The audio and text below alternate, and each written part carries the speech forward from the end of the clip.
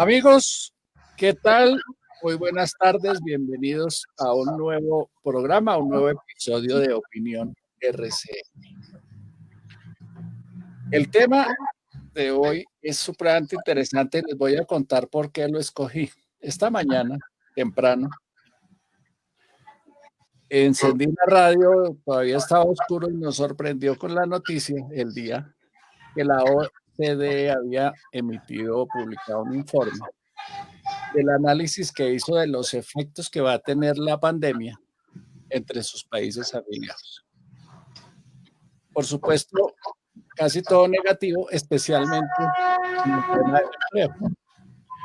Dice que en los países europeos la caída del empleo va a estar entre el 4 y el 6%. Y cuando habla de este lado del mundo, dice que el país más perjudicado va a ser Colombia, en donde el índice de desempleo puede llegar a ser del 34%.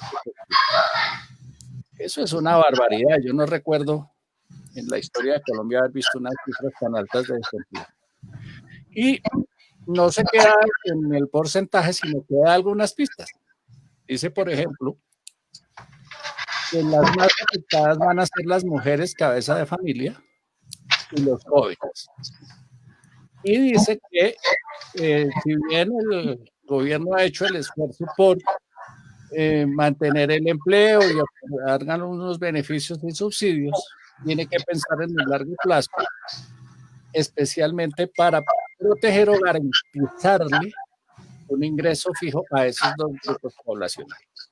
Porque si no, se van a ir a pobreza extrema con los efectos que eso tiene para la salud, la educación, la seguridad, etcétera, etcétera, etcétera. Y le dice que tiene que ser creativo y que tiene que ser audaz. Y entonces, cuando uno piensa, ¿qué es eso? Me acordé que en España por estos días y en otros países andan discutiendo, y aquí también, pero no le hemos puesto la suficiente atención, la creación de una cosa que se llama renta mínima fija. Eso es como, para explicarlo en cristiano, como si a todos nos pusieran un sueldo mínimo, y a todos es a todos, los mayores de 18 años, un sueldo mínimo mensual, para que tengamos un mínimo de subsistencia y evitemos caer en problemas de pobreza, desnutrición, etcétera, etcétera, etcétera. De eso es que vamos a hablar, porque es que esa receta parece para un país desarrollado, un país rico que tiene unas rentas grandes, unos gastos poquitos, para dar el lujo de pagarle a todos sus ciudadanos. Nosotros somos más o menos 48 millones de personas, no sé cuántos mayores de 18 años, a las que habría que darle más o menos $1.000.000 al mes. ¿Es esto viable? No sé, pero invité a los expertos. Al senador Iván Marulanda, que es ponente en el Congreso de una ley que pretende crear ese, no sé si se puede decir que es un beneficio o un subsidio o qué, pero están estudiando el tema. Al doctor Carlos Gustavo Cano, exdirector del co-director del Banco de la República con amplia experiencia en el tema. A Juan David García Vidal, que pertenece a un tanque de pensamiento especializado en temas económicos desde Medellín, y a Luis Carlos Reyes, de una cosa de la Universidad Javeriana que parece que fuera la DIAN, porque tiene un nombre larguísimo y habla de temas fiscales y uno se atortola cuando viene. Pero, ¿por qué invité al doctor Reyes? ¿Por qué lo dejo de último? Porque dentro de las cosas que encontré, hay un muy buen análisis, muy juicioso análisis y explicación de los pros, del qué, y los pros y los contras de la renta fija. Y quiero empezar con él, que nos haga ese resumen de qué es eso de la renta fija, qué es bueno, qué es malo y cómo funcionaría. Doctor Reyes, buenas tardes. Buenas tardes, Ricardo. Muchas gracias por la invitación. Bueno, entonces hay varias cosas de las que podemos estar hablando cuando hablamos de una renta básica. Entonces, una, por ejemplo, que es la propuesta que ha hecho el senador Marulanda, junto con otros más de 50 senadores, que ha sido un ingreso mínimo temporal para los hogares afectados por la crisis económica que estamos viviendo. Una renta básica que les permita solventar ciertos gastos mínimos. Pero las propuestas pueden ir mucho más allá y de hecho se vienen debatiendo a nivel internacional de si no vale la pena tener este nivel, o sea, un nivel de ingreso mínimo garantizado para todos, independientemente de si estamos en una crisis o no. Entonces, hay dos tipos grandes de renta básica que podemos hablar. Uno, lo que propiamente dicho se conoce como la renta básica universal, que es a todas las personas, a veces se acota a todos los mayores de 18 años, les vamos a entregar, sean ricos, sean pobres, trabajen, no trabajen, les vamos a entregar un cierto nivel de ingreso que consideremos adecuado como sociedad, por decir algo, un salario mínimo, o por decir otra cosa, quizá el equivalente a la línea de pobreza o de pobreza extrema. Varían las propuestas, pero es entregarle a todo el mundo, independientemente de sus características, una cierta cantidad de dinero. Y hay un concepto afín que sería, pues en vez de hacer estas transferencias, imagínense uno entregarle el equivalente a una línea de pobreza a una persona que ya se gana 5 millones de pesos al mes. Pues parece un desperdicio. En la práctica lo que tendríamos que hacer sería subirle mucho los impuestos a todos para pagarle esa renta básica no solo a los que están en necesidad económica, sino a gente que no la necesita. Entonces, entonces lo que podemos hacer es obviar ese paso de subirles impuestos a las personas de más altos ingresos para después devolverles la plata, no hacer nada de eso y concentrarnos en una renta básica garantizada o ingreso mínimo garantizado, que sería en cierto sentido completarles a las personas de un ingreso bajo lo que les hace falta para llegar a ese nivel de ingreso que consideramos como sociedad es el nivel de ingreso mínimo justo. Entonces, esa primera propuesta, darle a todo el mundo, independientemente de su nivel de ingreso, como un ingreso fijo, es quizá el más controversial, sobre todo hacerlo de manera permanente. Y está esta otra que como con... como dicen a veces, hace más o menos lo mismo, pero cuesta mucho menos, que sería eso de completarle a la gente lo que le hace falta para llegar a ese estándar de vida que consideramos necesario. Entonces, lo que hemos hecho en el Observatorio Fiscal de la Universidad Javeriana es hacer los cálculos de cuánto costarían distintas propuestas de todos estos tipos. ¿Sí? Una renta básica universal propiamente dicha o una renta básica garantizada como la acabo de describir para distintos niveles de ingreso. Que si un salario mínimo, que si medio salario mínimo, que si garantizarles a todos los miembros del hogar la línea de pobreza extrema, etcétera. ¿Hay unas cifras que se puedan mencionar de cuánto sería esa renta o ese ingreso mínimo fijo? Claro, entonces, si nos vamos a la propuesta de la renta básica universal propiamente dicha, si le entregáramos, por ejemplo, un salario mínimo a todos los mayores de 18 años, digamos, que sería como lo primero que se le ocurre a uno, pues muy rápidamente nos damos cuenta de que en Colombia pues no es factible. Eso nos costaría 424 billones de pesos al año en un país cuyo Producto Interno Bruto es de 1.000 billones de pesos. O sea, eso está más allá de nuestro alcance. Si nos vamos a una propuesta más modesta, como por ejemplo a todas las personas, no solo mayores de 18 años, sino a todos, niños y demás, entregarles lo equivalente a la línea de pobreza extrema para que por definición todos estén por encima de la línea de pobreza extrema, nos costaría 76 billones de pesos, que también es una cantidad de plata grande, es como el 7,6% del PIB, pero pues ya empieza a entrar dentro del horizonte de lo que se podría hacer. Estas dos cifras incluyen entregarle plata a gente que no la necesita, ¿sí? Entonces, si nos vamos a propuestas que son más cercanas a completarle a la gente de bajos ingresos lo que le falta para llegar a estos umbrales, los costos se nos reducen muchísimo y llegamos a la conclusión, por ejemplo, de que en realidad en Colombia no debería existir pobreza extrema, ¿sí? Para completarle, y puedo entrar más en detalle de lo que significaría ese completarle a la gente si es necesario, pero por ahora, para completarle a la gente lo que le hace falta para sobrepasar el límite de pobreza extrema, el costo anual sería de 4,6 billones de pesos. Para que nos demos una idea, el presupuesto general de la nación es alrededor de 270 billones de pesos este año. Lo que el gobierno les recortó en impuestos a las empresas el año pasado fue como 9 billones de pesos. Sí, está bastante dentro del ámbito de lo factible. Es más, en Colombia hay dos medidas de pobreza importantes determinadas por el DANE. Una es la línea de pobreza extrema, que son 125.000 pesos por habitante. Pero pues piensa en una familia, si una familia de 3 personas con 375.000 pesos sigue siendo muy pobre. Otra es la línea de pobreza, que está por encima de la pobreza extrema, que son 275.000 pesos por cada persona, ¿sí? Entonces, para garantizar ese nivel de ingreso, lo que necesitaríamos sería alrededor, y completándole a la gente lo que hace falta, serían como 30 billones de pesos al año, ¿sí? O sea, como un 3% del PIB.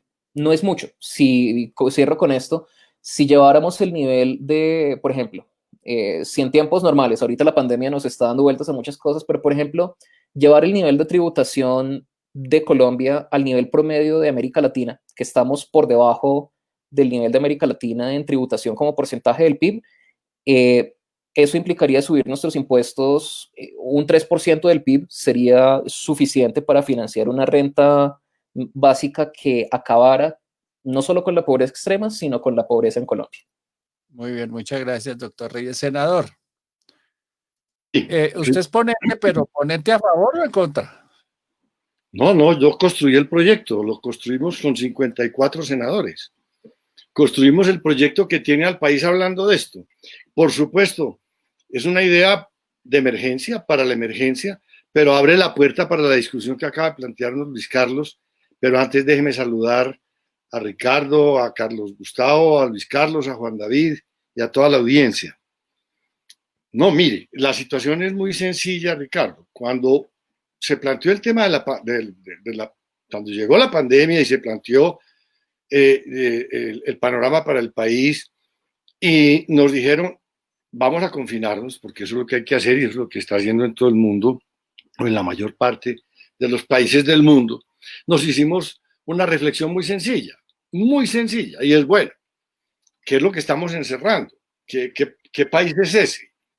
Pónganme cuidado, el 50% de los empleados en Colombia eran trabajadores informales, mujeres y hombres trabajadores informales, que se encerraban sin ingresos y sin ahorros, porque son personas que viven del rebusque, con ingresos precarios, sin contrato de trabajo, sin prestaciones sociales, sin ahorros, gente pobre.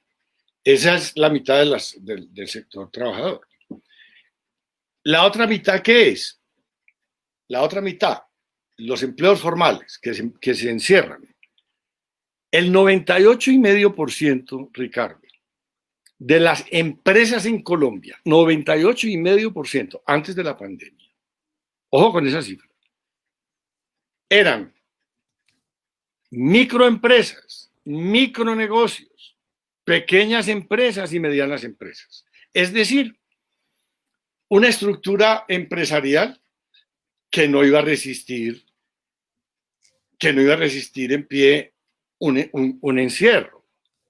Son empresas que si se cierran 8 días, muchas se quiebran, pero si se cierran 15, pues muchas más.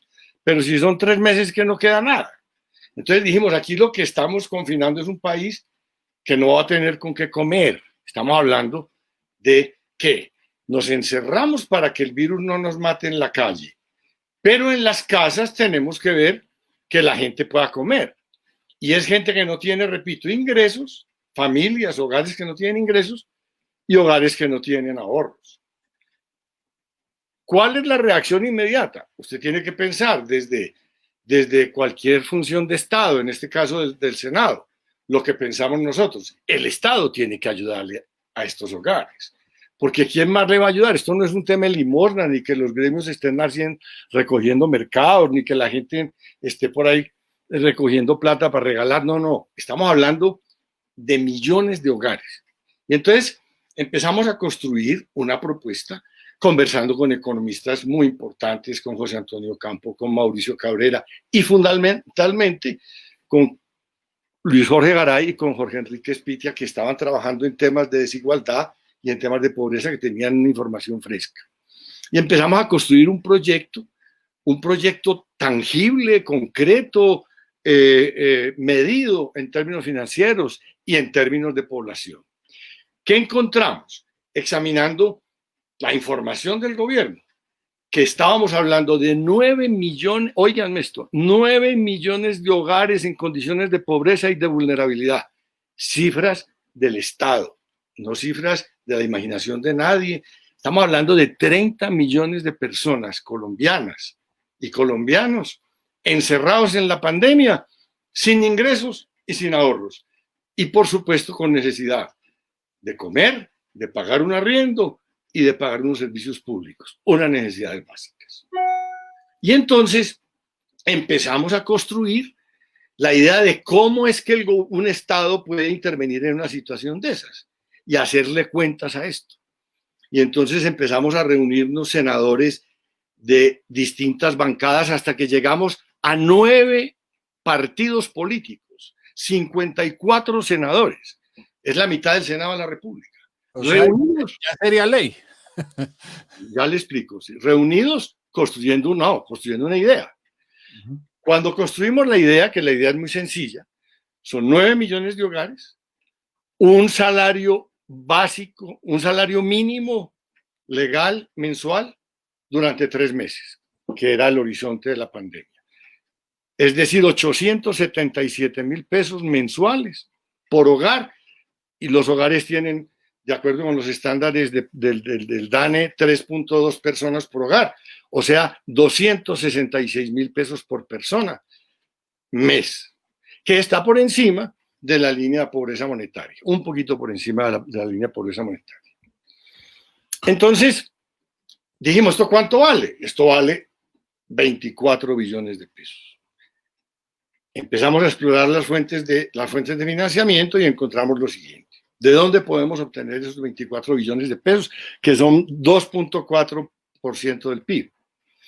Bueno, aquí hay en el presupuesto nacional hay unos rubros que no se han tocado a lo largo del año, sobre los cuales hay disponibilidades presupuestales, pero no se ha hecho ningún desembolso. Eso nos daba como unos 7 billones de pesos.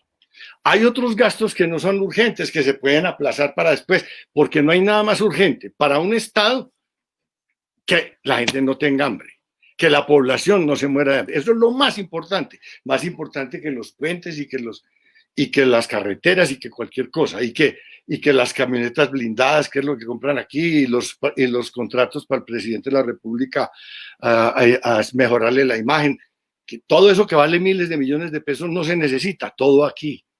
Pero dijimos, adicionalmente hay otros proyectos que no son de urgente y se puede redireccionar ese gasto hacia este programa. Pero además, familias en acción, ingresos solidarios, adultos mayores, jóvenes en acción, el anticipo del IVA, hay 4 billones de pesos. Metamos todo eso aquí para que sea un solo programa. Por supuesto, esas familias que no están recibiendo sino 160,000 pesos mensuales por hogar, ingreso solidario, y familias en acción 145,000 pesos mensuales por hogar, que eso es una miseria. Es decir, son ingreso solidario, que son 160,000 pesos por hogar mes, son 1.600 pesos diarios por persona día.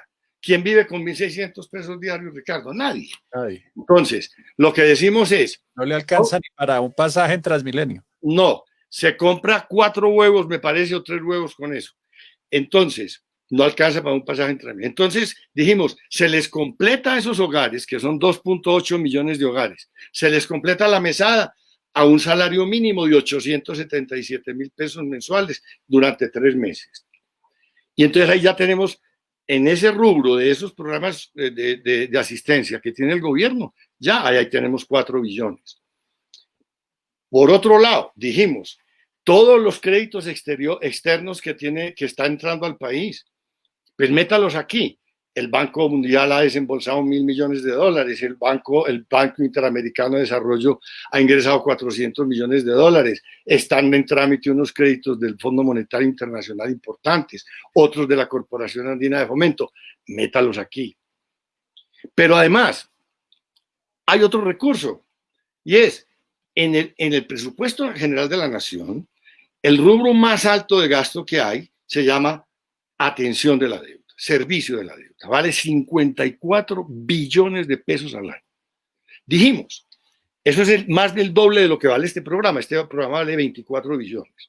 Dijimos, tome ese dinero que está ahí en el presupuesto general para que le dé liquidez a este programa, porque esto necesita liquidez ya, a la gente hay que llevar la plata ya a la casa, y refinancie la mitad de ese pago de la deuda con deuda fresca, de más largo plazo inclusive y de intereses más bajos. En vez de pagar la deuda de intereses y capital vencido, refinancie la mitad de eso y utilice esa plata que la tiene ahí en este programa. ¿De qué estoy hablando? El gobierno emitió bonos de deuda pública, bonos de deuda soberana en el mercado internacional de divisas hace 4 semanas por $2.500 millones y los colocó en 2 días. A las tasas de interés históricas más bajas y los plazos mejores. $2.500 millones es la mitad de este programa. Son 10 billones de pesos. Es la mitad de este programa. Métalos aquí, porque no hay nada más importante que esto. Pero si además no le alcanza la plata, por cualquier razón no le alcanzó la plata, a usted le queda un expediente fundamental que está consagrado en la Constitución Nacional, en el artículo 373 de la Constitución. Una cosa que no le gusta a Carlos Gustavo, porque a los miembros de la Junta del Banco de la República no se le puede hablar de estas cosas. La Constitución Nacional, y yo fui constituyente, y yo fui uno de los redactores de ese artículo de Banca Central, con Palacio Rudas, y con Perry, y con Rodado Noriega, y con Lloreda, y con Osa. En el artículo 373 de la Constitución dice, en situaciones de extrema urgencia, de urgencia extraordinaria, el Banco Central puede emitir moneda y prestarle al gobierno, hacerle préstamos de emisión para conjurar la emergencia. Aquí no hay una emergencia más grave que esta en la historia y posiblemente no la vaya a ver nunca más parecida. Ojalá que no vuelva a ocurrir nada como esto. Pero se les fue 3 meses discutiendo el proyecto. Escúcheme, no, señor. No, Ricardo, déjeme terminar. Es que ustedes no dejan que las cosas se aclaren y entonces por eso en este país. Le entregamos la propuesta al ministro de Hacienda. Los 54 senadores dijimos, usted puede hacer esto por decreto, señor. Esto lo puede hacer usted hoy, el decreto, y firmarlo esta noche, y mañana esto está funcionando. Él dijo, no, me parece muy interesante la propuesta. Se reunió con los senadores. Tuvimos 10 días de conversaciones. Esto está muy interesante, esto está muy bien presentado, esto está muy bien fundamentado. Como a los 10 días de estar memorando bien, y en reuniones virtuales con él, así como estamos nosotros aquí, construyendo la idea con él. A los 10 días dio un reportaje diciendo, definitivamente el programa de renta básica que me proponen los senadores es muy interesante, pero no lo vamos a hacer ya. Vamos a hacerlo después, pero ya no. Y nosotros dijimos, pero si no es ya, ¿cuándo? Si es que el hambre es ya, el hambre no espera. Entonces nos volvimos a reunir los senadores y dijimos, ¿qué hacemos? Resulta que en condiciones de emergencia económica, social y ambiental, el Congreso asume unas funciones que en tiempos ordinarios no tiene, que es tener iniciativa legal para legislar en materias fiscales, en materias presupuestales y en materias de deuda pública. Pero además tiene la función de controlar, hacer un control político a los decretos ley de emergencia que dicta el gobierno. Y entonces dice la Constitución, el Congreso puede, en el examen de esos decretos ley, los puede modificar, los puede ampliar y los puede derogar. Entonces, ¿qué hicimos nosotros? Hicimos un proyecto de ley porque no nos quedó más remedio. Nosotros no somos dictadores, nosotros somos 257 senadores, congresistas, 108 senadores, y tenemos que hacer las cosas en una construcción democrática. Y entonces dijimos, pues presentemos un proyecto de ley modificando el decreto que creó el ingreso solidario, el decreto de emergencia que creó el ingreso solidario, y ampliémoslo y convirtámoslo en este programa. Y eso hicimos. 54 senadores presentamos el proyecto de ley. ¿Qué pasó? Que el gobierno, con su bancada de gobierno, impidió que se aprobara. Vamos a volver con él ahora el 20 de julio. Vamos a ampliarlo a 5 meses. Los 2 últimos meses el 50% del salario mínimo. Los 3 primeros meses el salario mínimo vital. ¿Y el gobierno dijo por qué? El gobierno que porque no tenía plata, porque es que el gobierno, Ricardo, no ha entendido la responsabilidad que tiene. Nosotros le dijimos, señor, es que no solamente esto es para que la gente coma, sino para que la gente no se tire desesperada a la calle y se le enfrente al contagio, que fue lo que pasó. ¿Qué está pasando en Barranquilla? Miren lo que está pasando, Ricardo. En Barranquilla el 70% del empleo era informal, lo mismo que en Cartagena, lo mismo que en Cúcuta y en muchas partes del país, el 70% y más. Pues, ¿qué está pasando? La gente se enloqueció del hambre, se tiró a la calle. Hoy estamos en una situación sanitaria de altísimo compromiso para este país en esas ciudades. Hay una verdadera catástrofe humanitaria, hay una mortalidad y un problema de contagio. No hay dónde tratar ya un enfermo más.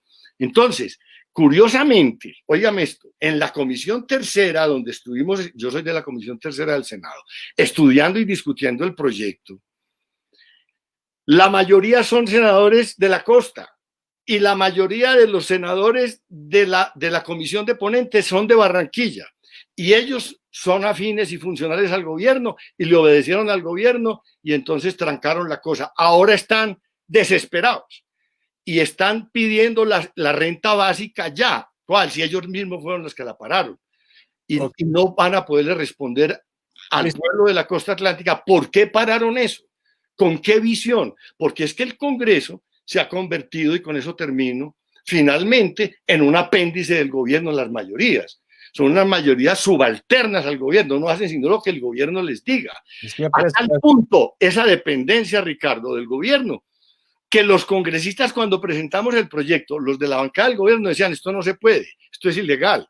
No sabían, incluyendo senadores muy antiguos, no sabían que en condiciones de emergencia económica la Constitución le entrega la iniciativa en materia fiscal, en materia financiera y en materia de deuda pública al Congreso, se la devuelve y se la devuelve por un año en la capacidad de modificar esos decretos ley de cualquier tenor que sean, por iniciativa del Congreso. No lo sabían siquiera. Tenemos ahí, senador, para mirar. Sí. Pero usted está hablando de que esto era una idea para emergencia. Sí, claro. Y de lo que está hablando la OCDE es que eso es para largo plazo. No, pero es que estamos hablando de un naufragio. Aquí la gente se está ahogando. Aquí lo entiendo perfectamente. Estamos bailando ballet. No estamos bailando ballet, ni estamos tocando con partitura. Estamos salvando vidas. Es eso. Si las cuentas no daban para 3 meses, mucho menos para más plazo. A ver, doctor Carlos Gustavo, ¿a usted las cuentas le cuadran o no le cuadran? Bueno, es muy difícil que cuadren, pero lo que sí me cuadra, para sorpresa de Iván, y le aconsejo que no hable tanto con Oscar, su hermano, por eso él cree que yo soy tan extremadamente ortodoxo. Yo creo que el objetivo o sea, la idea de la renta básica universal tiene que ser un propósito de toda la sociedad, no de un partido ni de otro. Creo que tiene que ser un propósito de toda la sociedad. ¿Cómo es posible hacerlo? Luis Carlos Reyes nos explicó ese trabajo tan juicioso que está haciendo el Observatorio de la Javeriana. Yo creo que es un elemento muy importante para aportarle a la discusión. Lo que pasa es que no hay mucho tiempo, tenemos que resolverlo rápido. Y yo iría también más allá. Yo pienso, Ricardo, tal vez como tú lo dejaste entrever, que esto debe ser una iniciativa para siempre, para que quede, para que no sea por 3 meses. Recientemente leí un reporte del director de epidemiología de la Universidad de Yale, Jonathan Smith, donde dice que la pandemia apenas está empezando. Esto no es cuestión de 3 meses. Esto es cuestión que puede durar muchísimo tiempo. Y además, después del golpe contra la economía, la recuperación del empleo y la recuperación del aparato productivo va a tomar mucho tiempo. Pero yo diría que después de que encontremos pues, la vacuna contra la pandemia y esto se supere, la idea es absolutamente respetable. Hace poco escribí un artículo y también empleé un espacio al cual Ricardo me ha invitado en el noticiero de televisión de RCN, que lo titulé Gastar, gastar, gastar. Es el momento de gastar, gastar, gastar. Por fortuna, el país tiene buena reputación internacional, puede endeudarse, tiene que acudir a un mayor endeudamiento y tiene espacio para ello. Y yo estoy de acuerdo en que en última instancia, si fuera necesario, como también lo escribí, el Banco de la República, con la aprobación unánime de la Junta Directiva, puede extenderle endeudamiento adicional al gobierno. Claro, todo eso hay que pagarlo, pero hay que pagarlo probablemente más adelante, en una generación posterior. Sí, yo sí creo que esta idea debe ser un propósito nacional. Y al senador Iván, una sugerencia para incorporar en esa discusión, junto con José Antonio y con Luis Jorge Garay, pues al equipo de Luis Carlos Reyes en la Universidad Javeriana, pero también a Juliana Londoño. Juliana es profesora de la UCLA en Los Ángeles, es la colombiana más cercana a Thomas Piketty, que ha trabajado mucho este tema, y Juliana es de un rigor impresionante, además tiene buena genética, hija de mi compañero y colega Ricardo, ¿recuerdas a Juan Luis? Juan Luis. Sí, señor. Entonces yo creo que me parece que hay que construir, no necesariamente el proyecto que habla Iván tiene que pasar tal como los 54 senadores lo dicen, pero hay que elaborarlo, hay que trabajarle duro. Esto es absolutamente necesario, y esto implica no solamente el establecimiento de una renta mínima universal, sino una profunda reforma fiscal en todo sentido, que por fin sea estructural. Para mí, ¿qué es estructural? Muy sencillito. Para las personas que no necesariamente tiene que no ser economista. Hombre, que por lo menos dure 2 periodos presidenciales.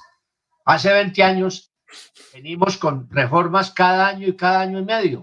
Y esto es una jugadera, pues, poco seria, porque desafortunadamente las cosas se destrozan en el camino por el lobbying del señor rico o del lobbying gremial o por el mismo Congreso, donde se permean todas las etcétera, etcétera. Pero yo soy absolutamente amigo y creo que la discusión a la cual nos ha convocado Ricardo y la contribución de Luis Carlos Reyes y el trabajo de Iván y de sus colegas es sustancial. Y aquí no debe haber diferencias partidistas. Estamos en un estado de guerra, y en estado de guerra no tiene que haber diferencias partidistas. Y esta es una solución de largo plazo, y yo creo que debe ser permanente. Gracias, Ricardo. Bueno, señor. Doctor García, ¿a usted cómo le parece la idea? ¿Les gusta, no les gusta la idea a sus analistas. Muchas gracias, doctor Ricardo. Un gran saludo para usted, para Carlos Gustavo, para el senador Iván, para Luis Carlos y para toda la audiencia. Pues, a ver, en principio a nosotros, desde el Centro de Pensamiento de Ideas Libertank, que hemos analizado esta cuestión, no nos gusta la idea. Digo en principio, aunque nos parece muy interesante y las observaciones que ustedes han puesto nos parecen obviamente muy importantes y hay que tener en cuenta la realidad difícil que estamos viviendo. Pero yo quisiera empezar por un punto, y es qué modalidad de renta básica tendríamos. Si se trata de la universal o si se trata de lo que se llama técnicamente la renta mínima de inserción o la renta de emergencia, como la planteó también en un informe reciente la CEPAL, que sería más parecida a la que están planteando en el Congreso y el senador está promoviendo. Porque la renta básica universal, que es la idea principal, tiene tres características. Primero, es incondicional, o sea, para todos los residentes del territorio sin ninguna condición. Segunda, es universal o general, es para todos los habitantes sin condiciones. Y tercero, es permanente, como le gusta al doctor Cano. Y en cambio, la renta mínima de inserción o la fórmula de renta de emergencia que se plantea tiene esa duración ya temporal, por eso no me parece ahí tan mala la propuesta, pareciéndome en general inconveniente, pero por lo menos no es tan mala, y tiene unas restricciones respecto a las personas más pobres. Los niveles más pobres, los hogares más pobres, más o menos 9 millones de hogares estábamos viendo, y eso tampoco me parece tan mal. Ahora, hay que tener en cuenta, porque ahora se nos dice como que, una falsa disyuntiva, o los colombianos están abocados a una catástrofe, a morirse de hambre, a que nadie les ayude, o la renta que nos están planteando y proponiendo. No, eso no es tan maniqueo. Realmente, de hecho, como ya lo mencionaban, hay otros programas. En este momento incluso el gobierno ha destinado 20 billones de pesos, algunos al sector empresarial y algunos a lo del ingreso solidario, que es cierto que es muy bajo, 160.000 pesos, pero que van a complementar los programas ya existentes de Jóvenes en Acción, de Colombia Mayor, la devolución de IVA y sobre todo Familias en Acción, que son programas ya vigentes. Y hay que tener en cuenta que esta cuestión de la renta básica, si se entiende como transferencia de dinero, sería enmarcada dentro de esos programas, pero también se puede entender que los colombianos más pobres no están completamente desprotegidos, porque también hay una serie de transferencias estatales en especie que todos estamos pagando a través de los impuestos y de endeudamiento, que son pues todos los programas de salud, por ejemplo el CISBEN, educación, vivienda, pensiones, una cantidad de programas estatales que están destinados a ayudar a los más vulnerables, a los más desfavorecidos. Por eso me parece interesante también que en la propuesta se plantea unificar muchos de estos programas ya existentes y por lo menos completar lo que a las personas les está faltando. Entonces hay que ver que puede haber renta básica, digamos, que sustituya, que esa me parecería una muy buena propuesta, sustituya toda esa cantidad de programas estatales, o una que la complemente, que esta idea, la propuesta que se está tramitando en el Congreso va más en la línea de complementar, no de sustituir. Ahora, nosotros desde el Centro de Pensamiento y de Ideas Libertank estamos proponiendo, frente a toda esta miríada, frente a toda esta alud de propuestas y de ideas supuestamente beneficiosas para todos, maravillosas, redentoras, que les hagamos 3 preguntas, que les hagamos una prueba. Y la primera pregunta es, ¿qué otras opciones hay? ¿Comparado con qué? Y entonces cuando vemos, hay otras alternativas que pueden ser menos costosas. Y, por ejemplo, ustedes ahora mencionaban a José Antonio Campo, yo lo leía en un periódico, en el periódico El Portafolio, y planteaba una propuesta de más o menos un 1% del PIB, que sería más o menos unos 500.000 pesos mensuales para 8 millones de hogares, es decir, algo que encaja más en las cuentas. Es la propuesta que yo leí. También hay otras posibilidades, como por ejemplo, que les decía, sustituir toda esa cantidad de subsidios y poner una renta básica. A mí me parece que sería más interesante incluso, porque así lo plantean varios economistas, premios Nobel, por ejemplo, Milton Friedman lo planteaba, o lo planteaba Hayek, y es, bueno, listo, tengamos, por ejemplo, el impuesto negativo sobre la renta, o tengamos, por ejemplo, una renta subsidiaria de subsistencia general y para todos, pero privaticemos todos los servicios de salud, de educación, de pensión, y eso obviamente a los políticos no les gusta porque les resta poder y les resta injerencia burocrática. Pero bueno, entonces también hay la opción de ponerle una contraprestación, que es lo que decíamos ahorita, que una de las características de estas rentas es que no tiene ninguna contraprestación. Se les podría poner, por ejemplo, alguna cuestión de trabajo social, de ayuda ahora en momentos de la pandemia, no sé, o posteriormente, algún tipo de contraprestación, porque esas transferencias de recursos sin contraprestación tienen unos efectos muy distorsivos del mercado y deleterios en la sociedad, pues que no tenemos, si quieren después podemos mirar. Y también en general a mí me parece que podría llegar a cuestiones parecidas a rentas mínimas o a rentas subsidiarias de subsistencia para casos extremos, siempre y cuando primero tengamos un Estado más pequeño, un Estado que no sea tan costoso. Y por ejemplo, uno de los profesores que nos ayuda a nosotros, el profesor Luis Guillermo Vélez, hizo una propuesta para las elecciones presidenciales que tuvimos hace 2 años, de una reducción de 20 billones de pesos, solamente en gastos innecesarios del Estado. Ahí tendríamos con qué por lo menos sufragar este tipo de cuestiones. Y ahí hay pues varias propuestas que podríamos hacer. Bueno, entonces esa es la primera pregunta. Segunda pregunta, ¿cuánto cuesta? Lo que decían ustedes, pues no solamente hay que mirar los costos económicos, que pues digamos directos en cuanto a lo que le vale al erario, sino también los costos de lo que no se ve, como decía Bastiat. Hay un principio que se debe tener en cuenta cuando se analiza este tipo de asuntos, y es el principio de la menor preferencia en economía.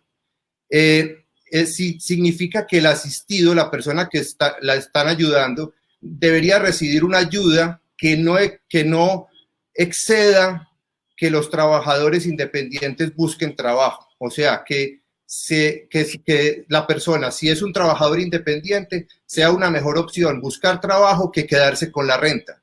Porque en ese caso, y ahí por eso tendríamos que ver primero qué opciones de simplificación y de facilitación de la generación de empleo deberíamos aprovechar. Esta situación de crisis es para eso, para volver más competitivo a Colombia, para generar más riqueza y más empleo, y no para ponernos a depender de transferencias estatales, que además tiene un problema ético fundamental. Este es el problema de base de la renta básica, y es que los que sí trabajan, porque eso hay que pagarlo de algún lado, el dinero no llueve del cielo, no hay almuerzo gratis. Los que sí trabajan y los que sí producen estarían de alguna manera obligados por el Estado a hacerlo para poder pagarle la renta básica a los que no lo hacen o a los que no lo quieren hacer. Esto es una forma de trabajo forzado y obviamente una violación al derecho de propiedad. Eso no es solidaridad.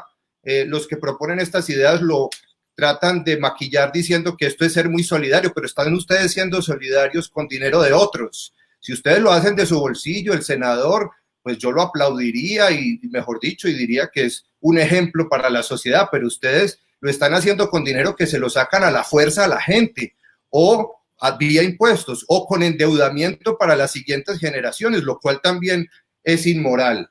Entonces, y además, si vamos, como decían algunos, yo veía, por ejemplo, al senador Roy Barreras diciendo que hay que aumentarle los impuestos a los ricos para pagar esto.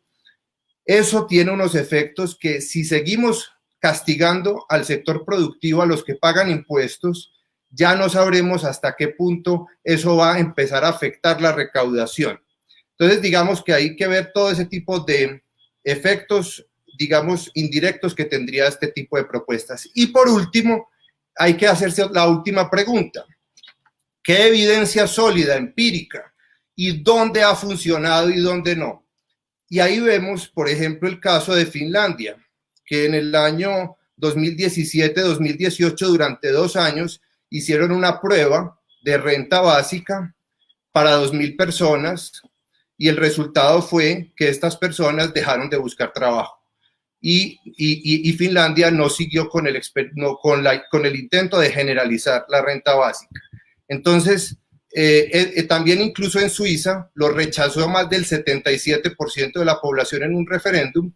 Se ha intentado en varios lugares y funciona más es como una especie de sustituto, como les decía, para casos de pronto de emergencia, que a mí no me parecería tan malo si le pudiéramos al mismo tiempo rebajar el peso del costo del Estado a los que pagan esto. A mí no me parece que sería una mala propuesta si se hace como un complemento temporal y hay que tener cuidado que este sistema de ayudas no termine perjudicando la creación de riqueza. Es lo que nosotros pensamos desde Libertad.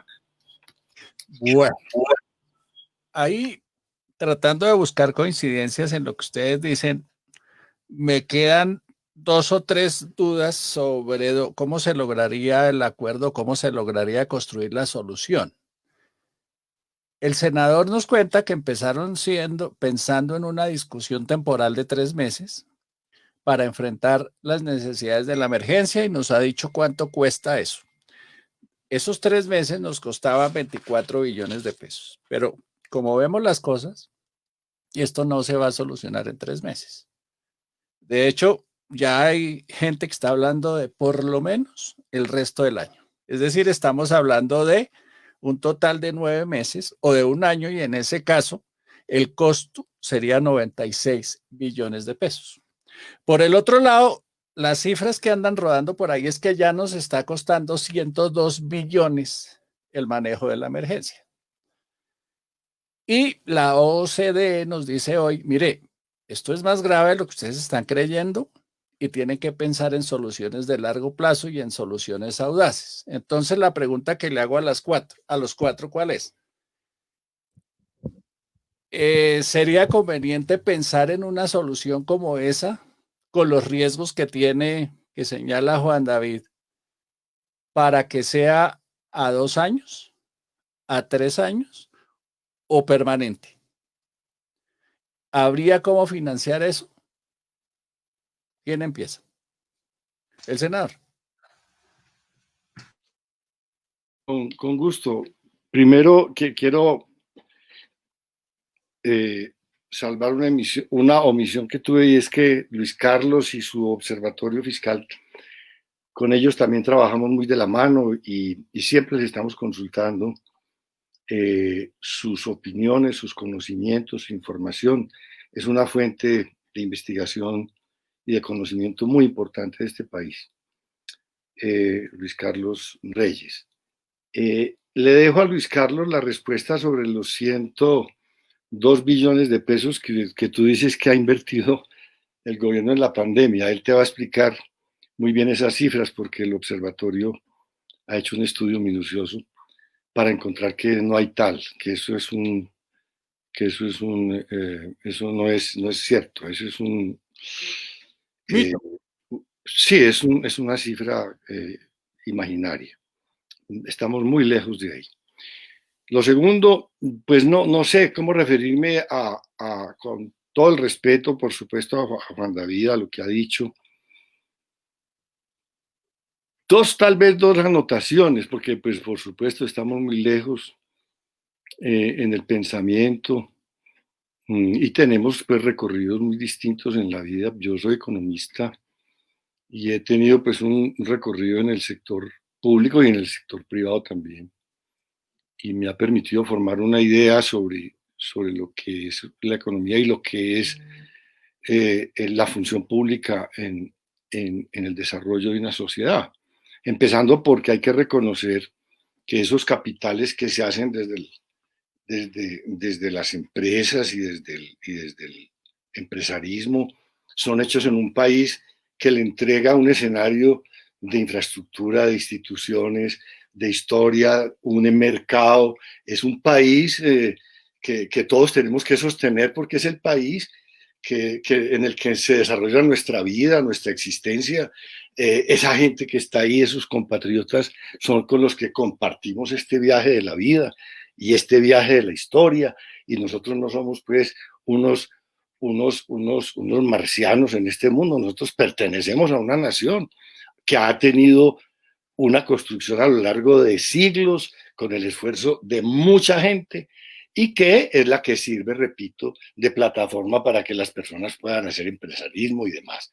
Además, cuando usted es miembro de un club que le presta servicios de golf y de tenis y de piscina y de baño sauna y de turco y de restaurante, pues usted paga una cuota de mantenimiento y los impuestos son la cuota de mantenimiento de la nación.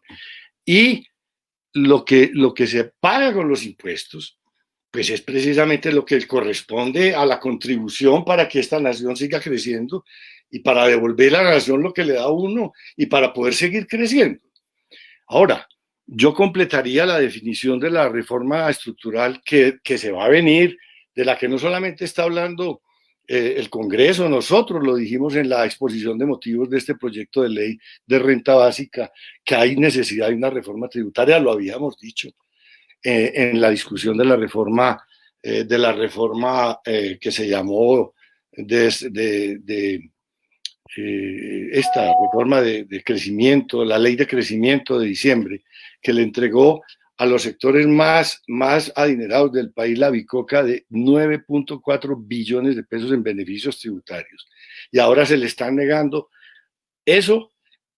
9.4 billones está reconocido en las propias ponencias de las bancadas del gobierno, le costó en beneficios tributarios la reforma tributaria. Y ahora que es para que los pobres coman, está muy mal visto entregarles por parte del Estado el doble de esa partida, que es lo que vale este programa. Es un montón de inconsistencias éticas que nos permiten pensar que estamos viviendo en dos mundos distintos o que queremos vivir en dos mundos distintos. Yo quiero vivir con el resto colombiano y la realidad que veo es hambre por todas partes y yo sé lo que es el hambre y hay que saber lo que es el hambre y hay que saber lo que significa para una nación. Por ejemplo, antes de la pandemia teníamos reconocidos por el Instituto de Bienestar Familiar 550,000 niñas y niños con desnutrición crónica. Esos niños no tienen la culpa de eso.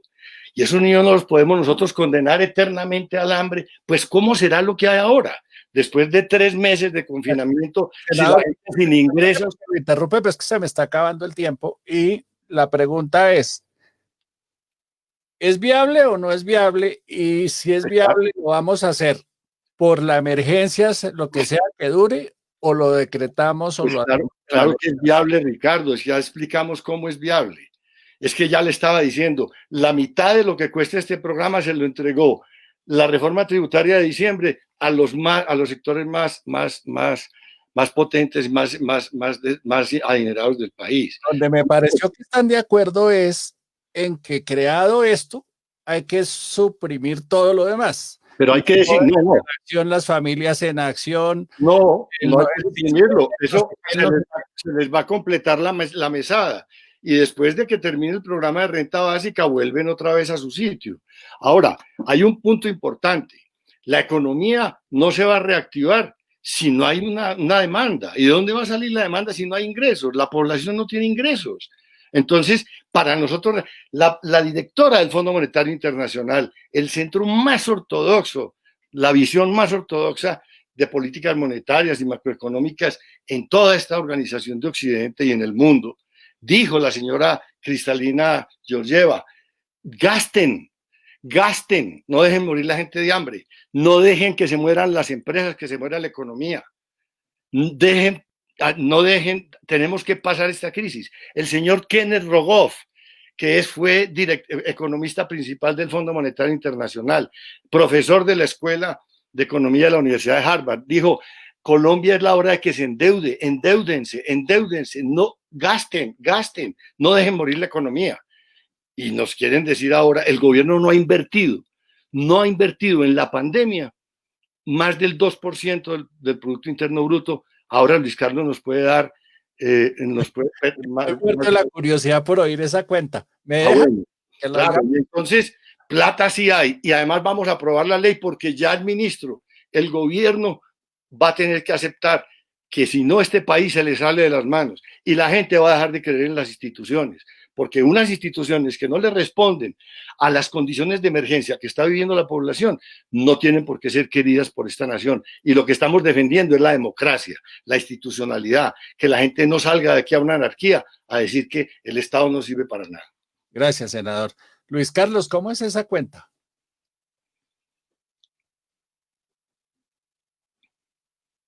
Bueno, entonces las cuentas, y yo creo que en esto todos estamos de acuerdo, ¿no? Digamos, por ejemplo, desde Libertad, que tienen un punto de vista acerca de que la libertad económica de pronto es equivalente a que, mejor dicho, el tamaño del Estado no sea más de lo absolutamente necesario, y es un punto de vista completamente válido. Yo creo que al otro lado del extremo político hay gente que le fascina meter al Estado en todas partes, pero yo creo que en lo que todos estamos de acuerdo es en que hay que hacer las cuentas de manera responsable, ¿sí? O sea, antes de proponer cualquiera de estas cosas, ¿cuánto nos cuesta? Y estamos dispuestos a poner los impuestos que van a financiar esto, ¿sí? Y ahí es donde Colombia tiene un problema estructural serísimo que se está viendo en toda su gravedad con la crisis, y es un problema de transparencia presupuestal enorme, ¿sí? Porque hacer estas cuentas es dificilísimo. De hecho, por eso la universidad empezó el Observatorio Fiscal yéndonos a las cuentas de la pandemia. El gobierno estaba manejando una cifra de alrededor de 100 billones, 117 billones de pesos, estaban diciendo, 11 puntos porcentuales del PIB más o menos. Si uno se pone a desglosar qué hay en esos 117 billones, la mayor parte son garantías de crédito. Es decir, están sumando una garantía de crédito, es que si el gobierno, o sea, que el gobierno se compromete a que si un préstamo que hace una de estas entidades financieras no lo paga la persona que sacó el préstamo durante la emergencia, el gobierno responde. Pero en este momento no tiene sentido para un empresario salir a endeudarse para financiar una empresa que no está generando ingresos. Eso es una obra de caridad que pues no creo que necesariamente le tengamos que pedir a los empresarios. No sé, Juan David, qué piensa, pero en ese contexto una garantía de crédito sirve de muy poquito, y además sumar garantías de crédito con gasto por parte del gobierno es sumar peras y manzanas. Pagar garantías de crédito cuesta mucho menos que el crédito garantizado.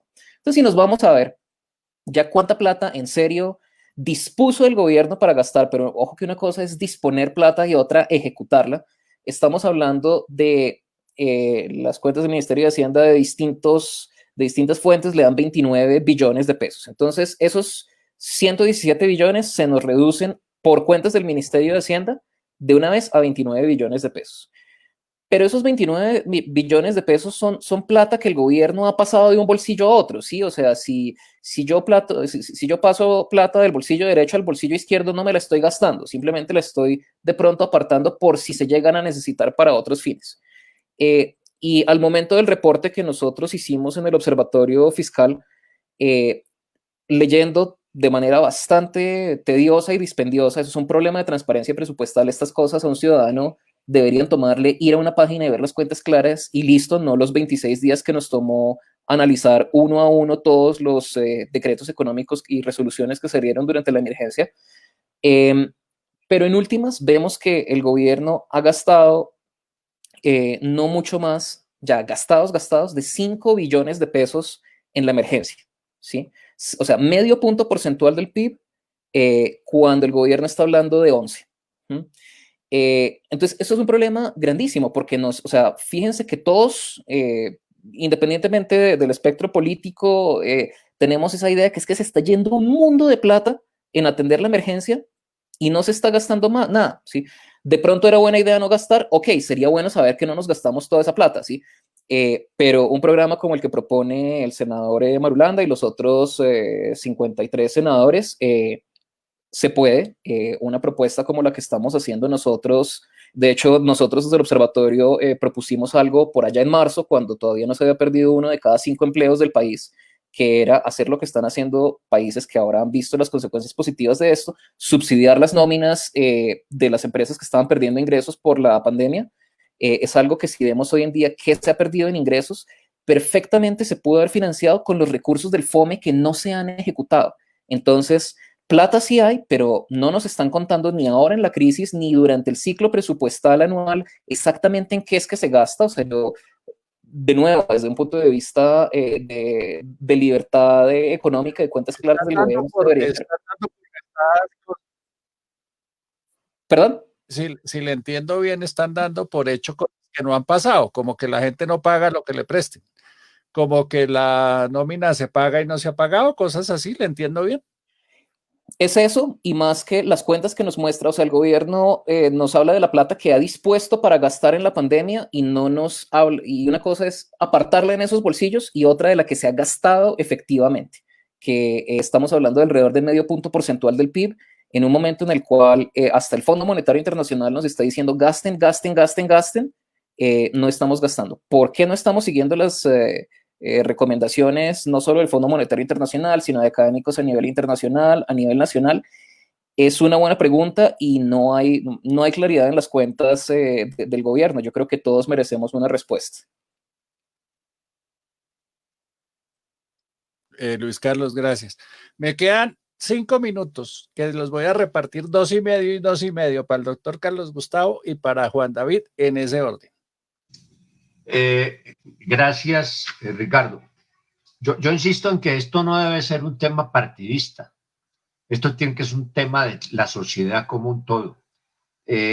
No sé, hay un artículo que acaba de escribir Darren Walker, que es el presidente de la Fundación Ford, en el New York Times, el 25 de junio, advirtiendo que si los ricos no renuncian a los privilegios, en el caso de Estados Unidos concretamente, la democracia está en peligro y las libertades en peligro. Yo creo que el país tiene que pensar eso en el mediano plazo. Yo soy amigo del gobierno, claro que sí, por supuesto, pero yo creo que este no es un tema de ser del gobierno o no ser del gobierno, es un tema de la sociedad como un todo. Me parece muy autorizada la voz del Observatorio de la Javeriana, de que sí se puede. Yo no tengo las cuentas como las tiene Luis Carlos, pero yo pensaría que si fuera necesario convertir Familias en Acción, el impuesto solidario, el programa de adulto mayor, y en una sola bolsa para poder sacar adelante esta iniciativa con todas las restricciones y con toda la selectividad del caso, creo que vale la pena pensarlo. Me parece que debe ser un propósito de la sociedad colombiana en este momento, porque también nuestra libertad y nuestra democracia yo la veo en peligro con el acecho que está atraído por la profunda desigualdad social y económica que tenemos en Colombia. Gracias, Ricardo. Gracias, doctor Carlos Gustavo. Juan David. Gracias, Ricardo. Pues a nosotros, en conclusión, nos parece que esta propuesta podría ser un mal menor si tenemos la posibilidad de desmontar toda esa cantidad de subsidios asistencialistas y mejor que la gente tenga la plata en el bolsillo y pueda tomar la decisión, y desmontamos una parte de todos esos programas también estatales. Y también hacemos un llamado para que a todas estas propuestas les hagamos esas 3 preguntas, comparado con qué, cuáles otras opciones existen, y podremos ver que hay unas más realistas, más sensatas, más baratas. Segundo, que podamos también ver cuánto cuesta, porque aquí se hacen propuestas que suenan muy bien, pero pueden terminar siendo remedios peores que la enfermedad y empobreciéndonos a todos.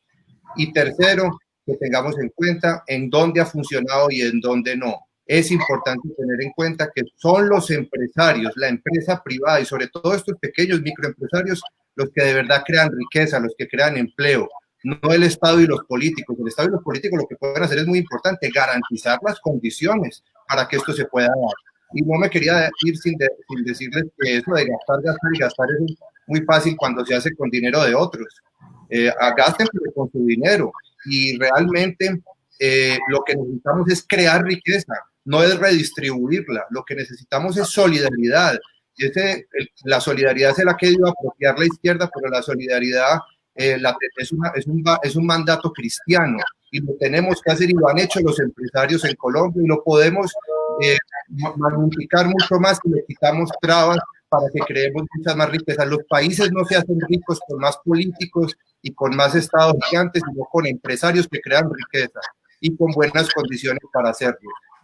Tenemos que ser, como decía el presidente Ospina, empresarios de realidades y no mercaderes de ilusiones. Cuidado con los gurús. A los cuatro, muchas gracias.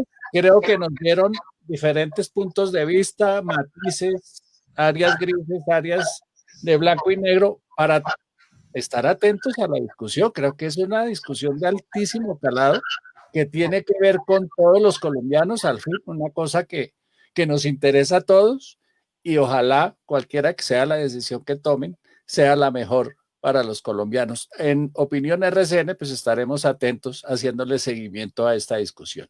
Senador, muchas gracias. Luis Carlos, muchas gracias. Doctor Carlos Gustavo, muchas gracias. Y Juan David, muchas gracias. Gracias. 5:30, como siempre aquí en Opinión RCN. Buenas noches. Un gusto, gracias. Gracias. Gracias, un gusto. Buenas noches. Chao.